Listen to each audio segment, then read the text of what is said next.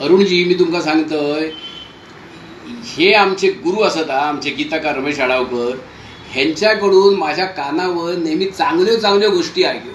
आम्ही दोघा जण असेच गजाली करत बसलेलो, तर मी त्यांना म्हटलं की कविवर्य बाबू बोरकरांनी आयुष्यात इतके मासे खाल्ले सत, एवढे बांगडे खाल्ले सत, तर त्याने एके ठिकाणी लिहून ठेवला सानी की आपला प्राणोत्क्रमण झाल्यानंतर माझा शव तुम्ही जाळू नका, तर त्या पाण्यात टाका.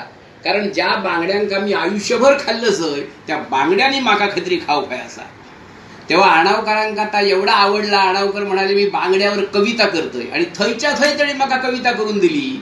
ती कविता अशी होती, बांगडो मेल्या खावचो तर मालवणचो, बांगड्याच्या तिखल्याक वास तिरफळाचो.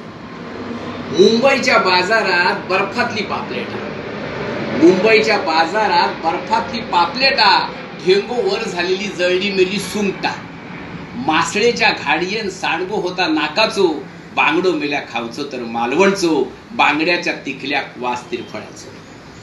बांगड्याक चव येता मिटक्यो मारून खाताना, बांगड्याक चव येता मिटक्यो मारून खाताना, कमरे घाम येता भुरको जोरात मारताना, काष्टो जेव्हा सैल होता आपोआप धोत्राचो, बांगडो मेल्या खावचो तर मालवणचो, बांगड्याच्या तिखल्या वास तिरफळाचो.